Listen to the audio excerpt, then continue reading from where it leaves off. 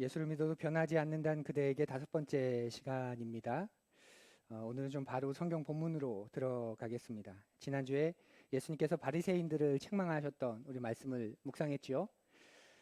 지난주 내용의 말씀을 설교 중에 조금씩 하도록 하겠습니다. 바리새인을 책망하는 그 이야기들은 율법학자들이 굉장히 불쾌해졌습니다. 왜냐하면 자신들과 바리새인들은 많은 부분 비슷하기 때문에 그런데요. 오늘은 그 율법학자들의 이야기를 함께 살펴보려고 합니다. 누가복음 11장 45절에서 54절까지인데요. 우리 두 절씩 윤독하지요. 제가 먼저 읽습니다. 율법교사 가운데 어떤 사람이 예수께 말하였다. 선생님이 이렇게 말씀하시면 우리까지도 모욕하시는 것입니다. 예수께서 말씀하셨다. 그렇다. 너희 율법교사들에게도 화가 있다. 너희는 지기 어려운 짐을 사람들에게 지우면서 너희 자신은 손가락 하나도 그 짐에 대려고 하지 않는다.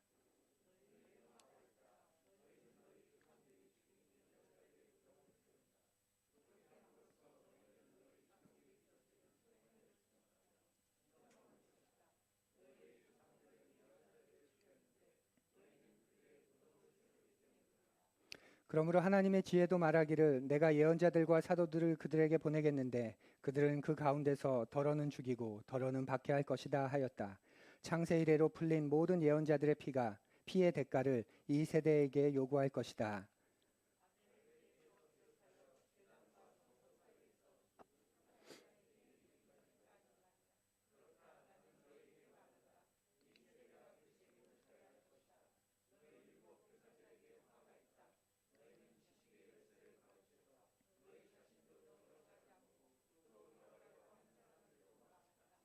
예수께서 그 집에서 나오실 때에 율법학자들과 바리새파 사람들은 잔뜩 앙심을 품고서 여러 가지 물음으로 예수를 몰아붙이기 시작하였다. 그들은 예수의 입에서 나오는 말에서 트집을 잡으려고 노렸다. 아멘. 오늘은 율법학자들에 대한 이야기인데요. 먼저 율법학자들이 어떤 사람인지 우리 다시 한번 살펴보죠. 이들은 율법의 지식을 가지고 있는 사람들이었습니다. 그리고 구약 시대부터 세습직으로 이어오던 그런 전통이 있습니다.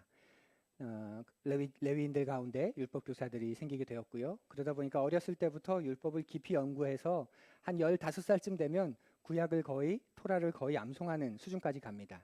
그러다가 40세가 되어야 이제 정교사가 되는 거죠. 그러니 이들이 평생에 걸쳐서 얼마나 율법을 연구하며 살았을지 우리가 상상할 수 있습니다.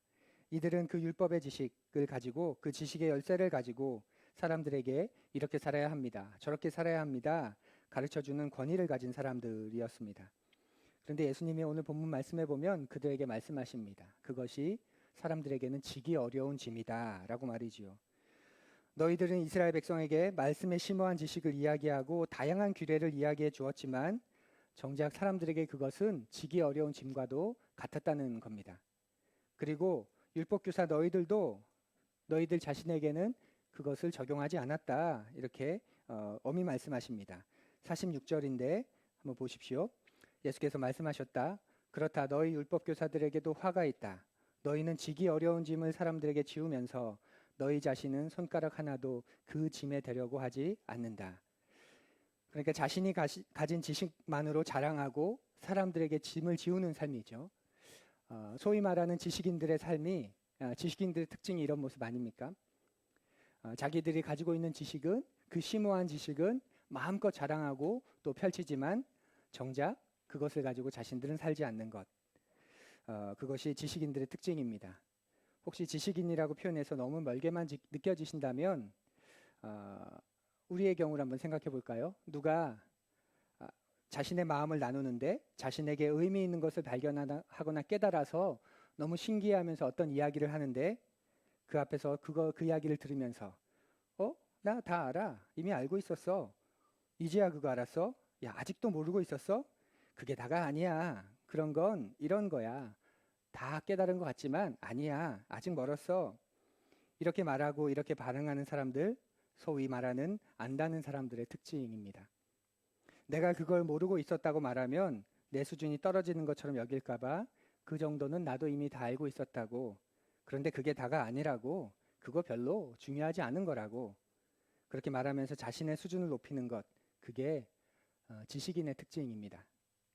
사랑하는 푸른이 여러분, 성경을 많이 아는 것이 중요한 게 아니지요. 성경을 해박하게 알아서 그것을 가지고 사람들에게 잘 이야기해 줄지라도 그것을 가지고 자기가 살지 않는다면 그 지식이 그에게 무슨 의미가 있겠습니까? 지식의 열쇠를 가지고 있다고 이야기하지만 그저 열쇠만 들고 있는 것일 뿐이지요. 예수님이 율법학자들에게 말씀하신 핵심이 바로 그것입니다. 우리가 사는 오늘날 얼마나 많은 지식을 가지고 있는가를 중요시 여기는 시대입니다. 자기의 지식을 자랑하는 시대입니다. 유튜브를 한번 보십시오. 어마어마한 지식들이 넘쳐납니다. 개인 방송이 가능해진 까닭에 자기의 이야기를 할 수 있는 것은 매우 환영할 만한 일이지만 너도 나도 자기가 참 지식을 가지고 있다고 사람들을 미혹하는 것은 위험한 일입니다. 오늘날은 누구나 이런저런 지식을 얻으려고 다방면에서 똑똑해지려고 애를 씁니다. 지식인들의 특징은 그 지식을 자랑하고 다른 사람에게 짐을 지우는 것이라면 그것은 부끄러운 것이지요. 예수님은 율법학자들에게 그렇게 지기 어려운, 그러니까 실제로 살아내기 어려운 이야기만 해대는 것을 책망하시는 겁니다. 그러면서 예수님은 구약의 선지자의 이야기를 하시는데 우리 같이 읽어볼까요? 창세 이래로 흘린 모든 예언자들의 피의 대가를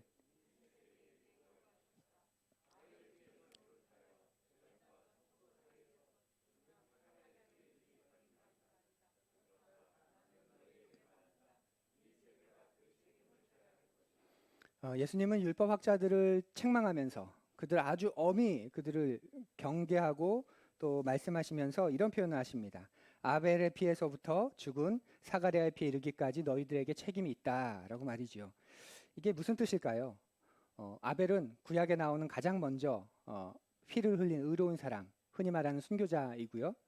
그 사가랴는 사가랴 예언자, 사가랴 선지자는 역대기에 역대하에 나오는 그런 선지자입니다.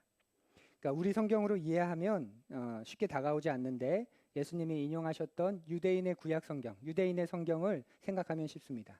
유대인의 성경은 순서가 창세기로 시작해서 역대기로 끝납니다. 족보의 책인 창세기로 시작해서 족보의 책인 역대기로 끝나는 거지요. 그래서 신약을 정경화할 때 그 전통을 이어받아서 복음서 가운데 가장 먼저 쓰여진 것으로 우리가 받아들이는 마가복음이 시작이 아니라 족보로 시작되는 마태복음을 신약 성경의 첫머리에 두면서 이 신약의 이야기들은 구약을 그대로 가지고 오는 그런 책임을 또 강조하기도 했습니다. 그러니까 아벨의 피와 사가랴의 피는 어떤 것이냐면 구약의 가장 첫 번째 책인 창세기로부터 마지막 책인 그 역대기에 이르기까지 그 구약 안에 나오는 그 의로운 피를 흘린 그 순교자들의 피에 대한 책임이 바로 너희들에게 있다라는 것이지요. 하나님이 보내신 구약의 모든 사람들의 마지막에 예수 그리스도가 오시는데 너희들은 지금 바로 그 메시아를 몰라봤기 때문에 구약에 나오는 그 수많은 믿음의 선진들과 선지자들이 자신의 피를 통해서 증언했던 그 메시아, 그 메시아를 모르기 때문에 그것에 대한 책임뿐만 아니라 그들이 흘린 피에 대한 책임까지도 바로 너희들에게 있다. 아주 엄한 말씀을 하십니다. 그런데 이 말씀은 오늘날의 성경학자들에게 또 성경을 열심히 공부하는 우리들에게도 하시는 말씀입니다. 너희들이 성경을 읽으면서 예수 그리스도를 발견하지 못하면 예수가 메시아인 것을 발견하지 못하면 이 율법학자들과 똑같다라는 말입니다. 성경을 통해 우리는 뭘 발견해야 할까요? 지난 시간에 자기 성찰에 대한 이야기를 했는데요. 성경을 읽고 난 후에 단순히 자기 성찰을 하는 정도가 아니라 그 말씀의 중심에 계신 예수 그리스도를 발견해야 합니다. 율법학자들은 열심히 성경은 공부했지만 정작 그 성경이 말하는 예수 그리스도가 메시아인 것은 예수가 그리스도인 것은 발견하지 못했습니다. 어쩌면 발견하지 않은 것일지도 모르지요. 더 나아가서 자신들의 지식을 앞세워서 하나님의 뜻대로 살고 하나님의 말씀을 전하는 자들을 무시하고 핍박했습니다. 사랑하는 푸른 여러분, 지식의 열쇠가 왜 중요할까요? 지식의 열쇠는 그 열쇠를 가지고 어디를 들어갈 때 필요한 거죠. 들어가는 겁니다. 예수님이 그러십니다. 너희들은 지식의 열쇠는 가지고 있는데 그 열쇠로 다른 사람도 들어가지 못하게 하고 너희들 자신도 들어가지 않는다라고 말이죠. 우리 52절 읽어보지요. 너희 율법 교사들에게 화가 있다.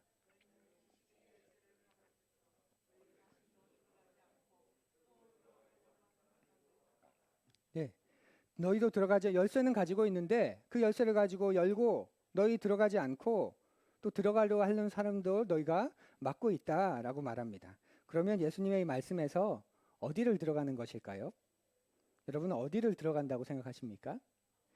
당연히 하나님 나라이지요. 그 지식의 열쇠를 가지고 하나님 나라에 들어가서 살아야 합니다.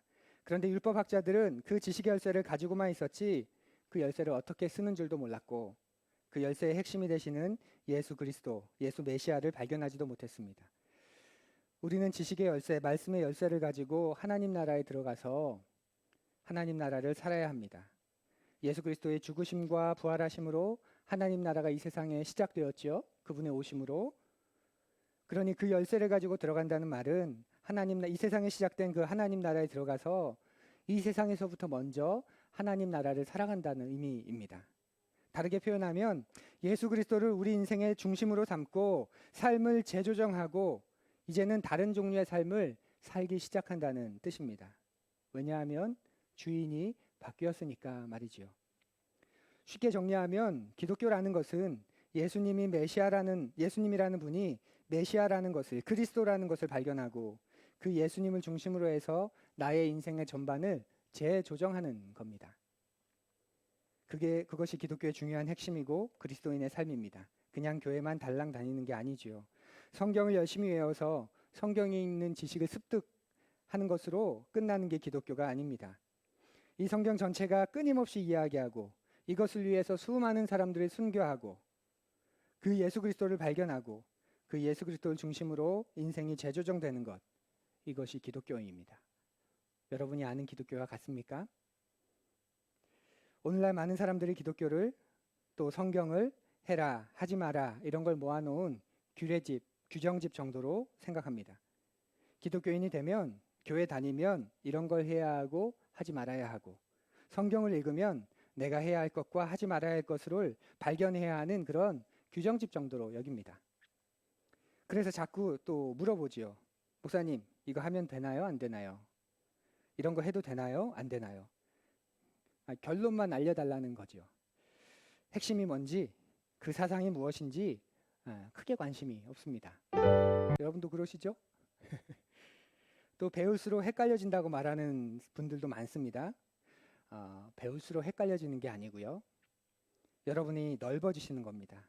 이제까지는 2000년이 넘는 그 심오하고 깊은 기독교 역사의 안목이 나는 궁금하지도 않았고 그것을 생각하지도 않았는데 그저 오늘날의 문화와 지성과 윤리로 내 삶이나 사건을 바라보는 것으로 만족했었는데 그런 내가 말씀을 배우고 교회의 역사를 배우면서 여유를 가지게 되는 거죠. 그 2000년 심오한 기독교의 신앙의 흐름을 보면서 이제는 어떤 특정한 결정 자체가 중요한 게 아니라 그 결정과 선택의 중심에 계신 예수 그리스도를 만나게 되는 것, 그것이 얼마나 놀라운 것인지 그걸 알게 되고 보게 되는 것, 그것입니다. 여러분에게 정말 권합니다.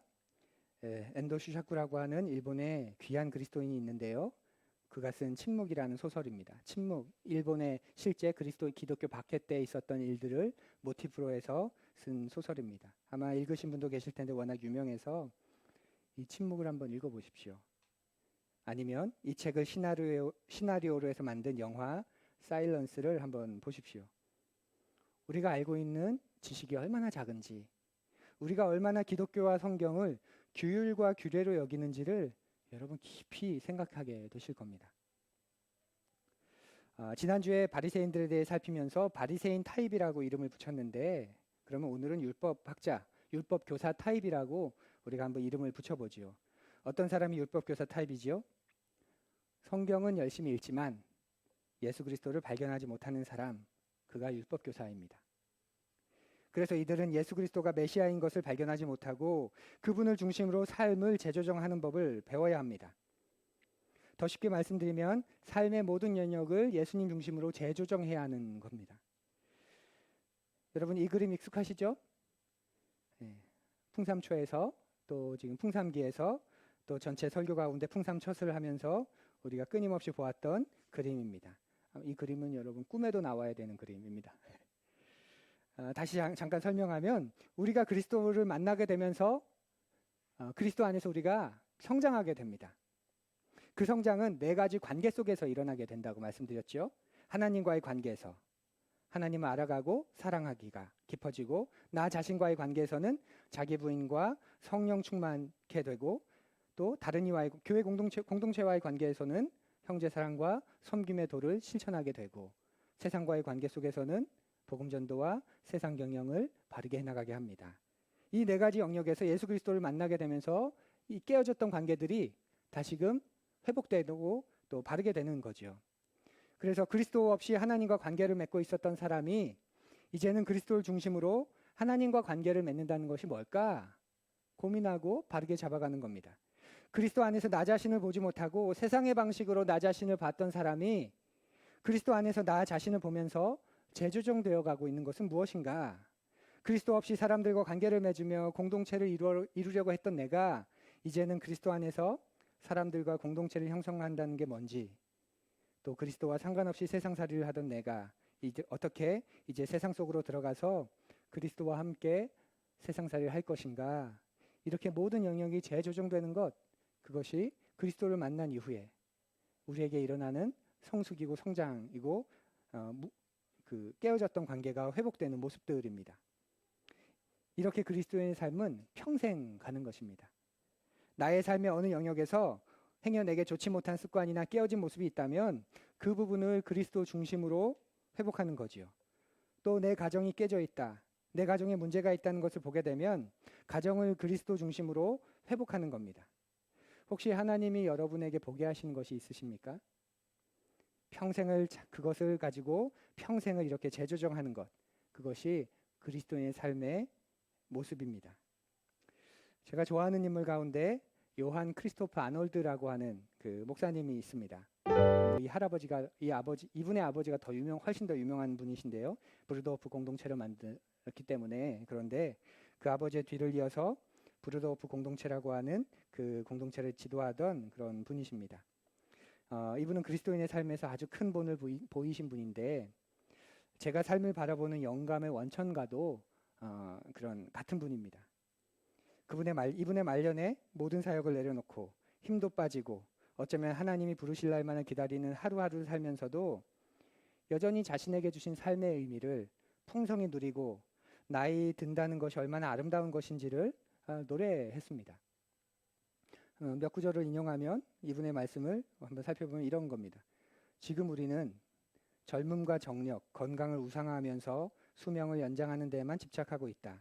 그러나 하나님의 관심은 인간의 수명을 늘리는 것이 아니라 인생의 깊이를 더하는 데 있다.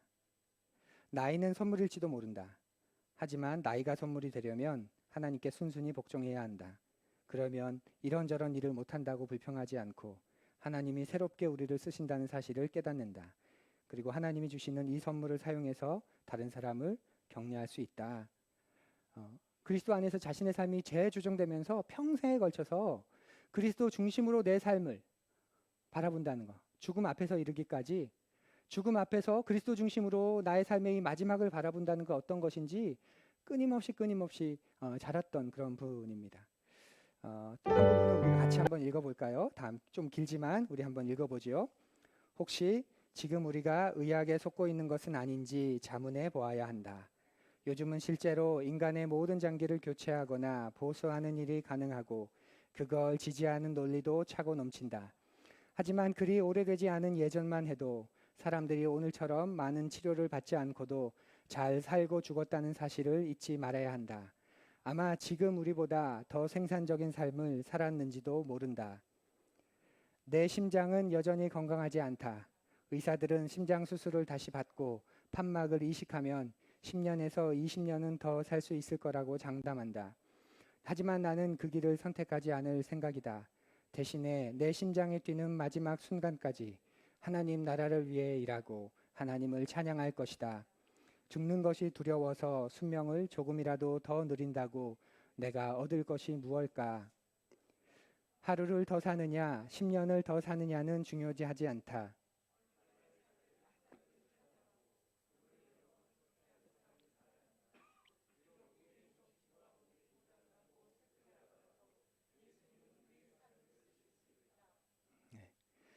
놀랍지 않습니까? 이런 삶 살고 싶지 않나요? 이 책을 읽다가 이 대목에서 이 책을 덮고 한참을 기도하게 되었습니다. 비록 우리의 정신과 몸이 고장나고 쇠퇴하더라도 예수님은 우리의 삶을 쓰실 수 있다. 이 한 문장이 저에겐 너무나도 강렬하게 와닿았습니다. 세상을 보는 안목, 바뀐 분인 거죠. 그리고 그 안목대로 삶을 재조정하고 그 삶을 충실히 살아가는 것. 너무나도 놀라운 신앙의 힘입니다. 평생을 자신의 삶을, 자신에게 일어난 상황을, 그리고 자신을 향한 하나님의 뜻을 그리스도 안에서 재조정하며 살아간 우리와 동시대의 신앙의 거인입니다. 이런 거장들에 비하면 우리가 많이 부족한 듯하고 우리 역시 인생을 살아오면서 그리스도 안에서 우리의 삶을 재조정했던 순간들이 있습니다. 그리고 그것이 얼마나 행복했는지를 또 경험도 했습니다. 설교를 준비하다가 이 부분쯤에서 잠시 멈추고 제 인생을 잠시 묵상해 봤습니다. 나이 50을 향해 가면서 20대 초반 예수 그리스도를 깊이 만나고 난 후부터 25년, 30년 가까이 제 인생이 많이 재조정되었다는 것을 보면서 참 감사했습니다. 그런데 그게 끝이 아니라 또 지금 상황과 지금 나이에 맞게 제가 처음 살아보는 삶이기 때문에 또 다른 재조정해야 하는 이슈들이 계속 주어지고 있다는 걸 보게 되었습니다. 제 스스로에게 평생을 예수님을 중심으로 삶을 재조정하는 것이 그리스도인의 삶이야 라는 걸 알려주었습니다. 재미있기도 하고 흥분스럽기도 하고 무엇보다 영광스러운 것이지요. 말씀을 열심히 공부하는 게 중요한 게 아니라 지식을 많이 갖는 게 중요한 게 아니라 그 지식의 열쇠를 가지고 들어가야 합니다. 들어가서 살아야 합니다. 열쇠를 쥐고 있는 게 중요하지 않습니다. 열쇠를 이해하고 있는 게 중요하지 않아요. 열쇠를 가지고 들어가서 이 모든 영역에서 매일매일 조금씩 성장해 나가는 것, 그것이 그리스도인의 삶입니다. 그러기 위해서는 말씀을 읽을 때, 말씀을 들을 때, 말씀을 공부할 때 하나님의 마음 혹은 하나님의 음성을 들을 수 있어야 합니다. 하나님은 말씀하는 분이시죠? 아멘. 네. 하나님은 말씀하십니다. 그게 마음에 주시는 말씀이건 느껴지게 하시는 말씀이건 다른 사람을 통해서 들려주시는 말씀이건 내가 성경을 볼 때 보게 하시는 말씀이건 청각적인 의미를 떠나서 하나님은 우리에게 말씀하시는 분입니다. 그러니 우리는 문제를 인식해야 합니다. 내가 이런 부분에서 부족하구나. 내 삶의 이 부분이 깨진 이유가 이래서였구나. 그렇게 인식하는 일이 먼저 필요합니다. 그리고 난 후에 인생이 그것을 재조정하는 과정이라는 것을 받아들이고 그것을 재조정하는 자세와 결단이 필요합니다. 여러분 자동차 운전 해보셨지요? 자동차는 정기적으로 정비소에 가서 바퀴의 위치를 바꿔야 하지요. 앞바퀴와 뒷바퀴를 서로 바꾸기도 하고 좌우 바퀴를 바꾸기도 합니다. 왜 그렇게 합니까?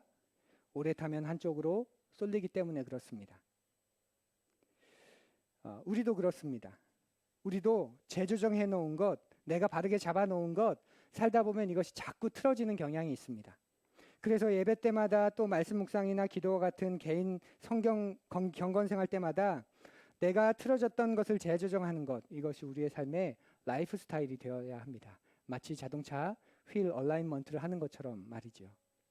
그것이 삶의 자세여야 합니다. 내가 그리스도와 상관없다면, 하나님이 내 삶과 상관없다면 그냥 느껴지는 대로 내가 마음에 드는 대로 살아가면 되지만 그리스도 안에 내가 있기 때문에 그분 안에서 내가 관계들이 바로 잡혔기 때문에 무엇이 망가졌는지, 무엇이 하나님과 다른지 끊임없이 우리가 느끼고 또 말씀하시는 것을 알아야 하는 거죠. 그래서 내가 놓치고 있었구나. 하나님 이거 다시 바로 잡으렵니다. 내가 또 사람들에게 인정받으려고 무진장 애를 쓰고 있었구나. 이렇게까지 할 필요는 없었는데 사람들에게 인정받는 거 그렇게 중요한 거 아닌데 하나님께 인정받으며 다시 살아야겠어. 하나님 주님께만 인정받으며 살아가기로 또 노력해 볼게요. 이렇게 끊임없이 재조정하는 겁니다. 그리고 이때 변화가 일어나는 거죠.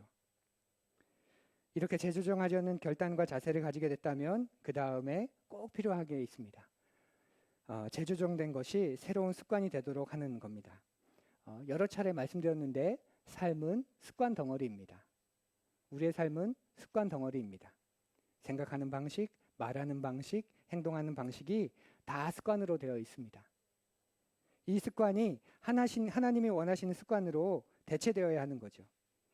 여러분이 예배 시간에 어떤 것을 깨달으면, 그리고 맞아, 목사님 말씀에 오늘 내가 동의해. 하나님이 내게 주시는 말씀이야. 정말 그렇게 살고 싶어. 이제는 말씀처럼 진짜 살아야겠어. 그렇게 느끼시죠?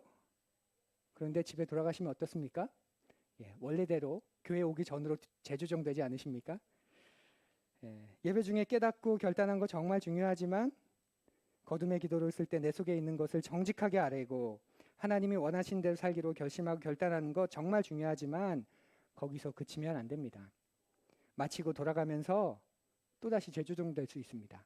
새롭게 살아보려고 하는데 돌아가는 차 안에서 다툰다든지 또 돌아가서 갑자기 내 마음을 상하는 일이 있을 때 우린 다시 원래대로 돌아갑니다.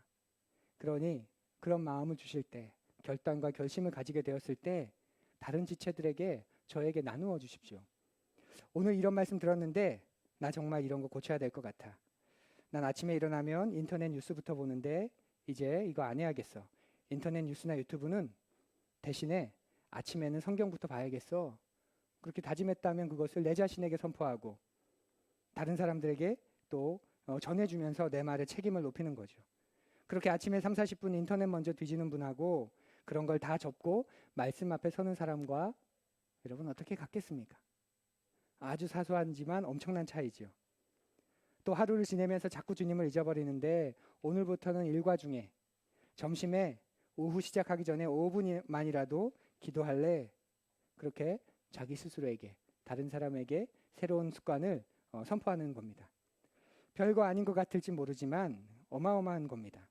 아침에 일어나서 하루 종일 주님 믿고 사는 사람하고 적어도 중간에 5분 정도라도 내 삶의 흐름을 주님께로 향하겠다고 작심삼일이라도 계속 반복해서 실천하는 사람하고 그 인생의 무게가 어떻게 같겠습니까?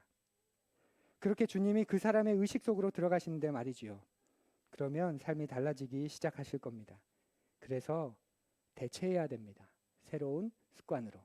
결심과 결단을 했다면 이기온의 습관 대신에 그것을 고칠 새로운 습관을, 새로운 결심과 결단을 바꾸는 겁니다. 지금 세 분과 풍삼기를 하고 있는데 한 분과 풍삼기 내용 중에 저에게 그런 마음이 들었습니다. 하나님은 나를 그리스도 안에서 특별한 존재로 삼아주신다. 이게 이제 매일 숙제입니다. 매일 아침에 거울을 보면서 하나님은 나를 그리스도 안에서 특별한 존재로 삼아주셨다. 내 눈을 보면서 좀 닭살 돋을 것 같죠? 이걸 매일 이제 고백하는 게 숙제인데요. 어느 날 그 고백 가운데 가르쳐 주신 게 있습니다. 하나님이 그렇게 정말 나를 특별하고 소중하게 여기시는데 나는 나를 그렇게 대하고 있는가? 내가 나를 정말 소중하게 대하나?를 돌아보게 하셨습니다. 그러면서 가장 먼저 떠오른 모습이 잠자기 전에 다음 날을 기도하고 하나님을 깊이 묵상하는 그 시간에 눈이 침침해질 때까지 짧게는 2, 30분, 길게는 1시간 가까이 스마트폰을 보다 잠드는 제 모습을 보게 하셨습니다.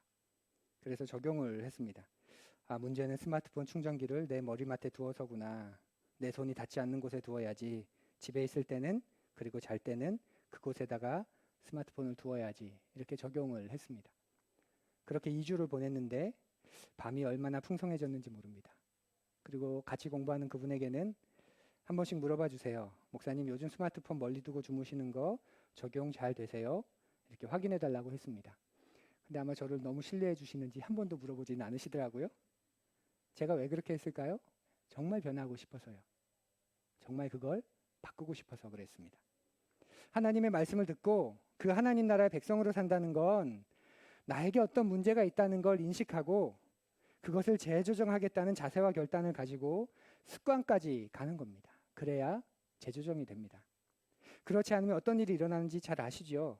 예배 시간에 열심히 동의하고 집에 가서는 딴 거 하고 그 다음 주에 다시 와서 맞다 고개 끄덕끄덕이고 또 돌아가서는 또 딴 거 하고 이게 무한 루프, 무한 반복입니다. 변화가 일어나지 않지요. 그리고 그런 삶 속에서 우리가 교회 안에 또 다른 교회, 소그룹이 중요한 이유가 거기에 있습니다. 나의 삶을 재조정하려고 할 때 나 혼자 하려면 힘들지요. 그런데 함께 하면 쉽습니다. 지난주에 신용카드에 대한 이야기를 잠깐 말씀드렸었는데 신용카드 대신에 탐욕을 부추기는 신용카드 대신에 체크카드나 그것이 무이자라도 장기 할부를 하지 않는 것이 중요한 거라고 우리 그것이 기독교적인 윤리관과 맞다고 그렇게 말씀을 드렸습니다. 그런 말씀을 듣고 함께 교제하는 함께 소그룹이 함께 공감하고 나도 그 말씀에 공감해. 나도 그런 기독교적인 세계관, 윤리관에 공감해. 우리가 다 공감하는구나. 그러면 우리에게 이런 공감의 마음을 주시니까 우리 그냥 지금 한번 해보자. 다 신용카드 가져와. 우리 여기서 화형식을 하자. 그렇게 하면서 그렇게 화형식을 했다고 한번 생각해 보십시오. 행동이 급진적이냐 아니냐를 떠나서 그게 바람직하냐 바람직하지 않냐를 떠나서 그렇게 보조를 맞추면서 평생을 함께 걸어갈 수 있는 사람이 있다는 것. 정말 행복해 보이지 않으십니까? 그 삶이 얼마나 강력할지를 한번 느껴보십시오. 우리는 그렇게 주님 말씀으로 내 삶을 비추고 문제를 인식하고 재조정하기로 다짐하고 그것을 실제 해나가고 그 과정 속에서 같이 그 보조를 맞춰간 사람들이 있다면 그것이 바로 우리가 온전히 성장하고 성숙해지는 모습입니다. 그것이 구약의 모습과 초대교회에 나오는 모습과 같습니다. 개개인이 탁월해서 그리스도를 드러낸 게 아니라 로마 치하에서 정말 별 볼 일 없는 사람들인데 그들이 공동체를 이루고 그 속에서는 다른 삶의 방식을 서로 살아가는 모습을 보면서 나도 저들과 어울려서 저런 삶을 살고 싶어. 나도 저들처럼 저렇게 생각하면서 담대하게 살고 싶어. 그것이 신앙의 힘이었던 것이지요. 하나 더 하면 여러분 스마트폰도 내려놔도 됩니다. 우리 교회 말고 다른 교회에서는 예배 시간에도 만지작거리는 분이 계신데 우리 교회 말고 다른 교회에서 물론 성경을 찾으려고 하는 거 다 알지요.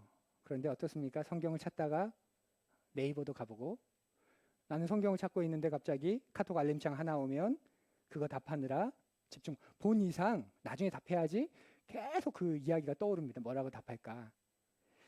어떨 때는 내가 스마트폰을 사용하는 게 아니라 스마트폰이 나를 부리는 것 같다는 생각 여러분 들지 않으세요?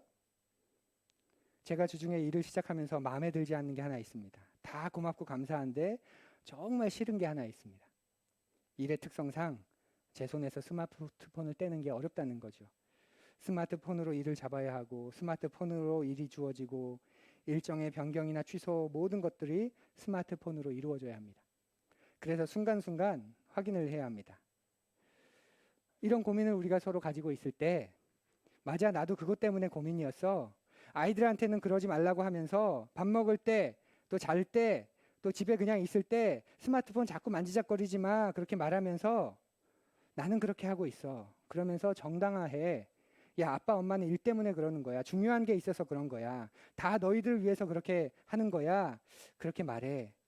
우리 일주일에 3번만이라도 월수금이라도 저녁에는 스마트폰을 멀리 해보자. 우리 그렇게 서로 한번 시도해보고 도전 줘보자. 우리에게 그렇게 함께 삶을 고민하고 함께할 사람들이 있다면 우리의 삶이 얼마나 놀랍게 변할까요?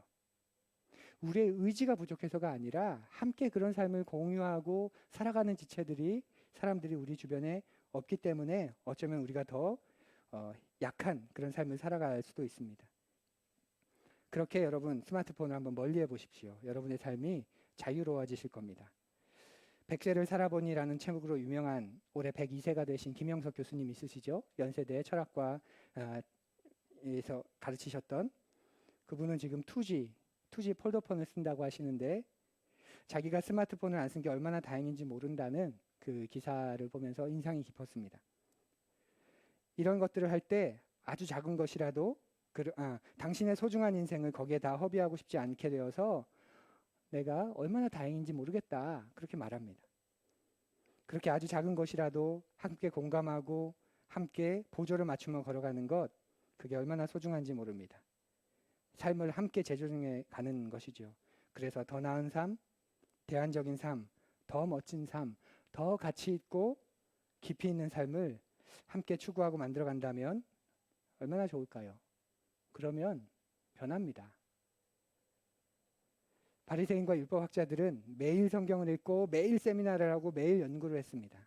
우리보다 더 열심히 더 깊이 있게 율법을 연구했고 성경을 공부하고 알아갔습니다. 그런데 놀랍게도 예수님 당대의 바리새인 가운데, 율법 학자들 가운데 변화된 사람은 거의 없었습니다.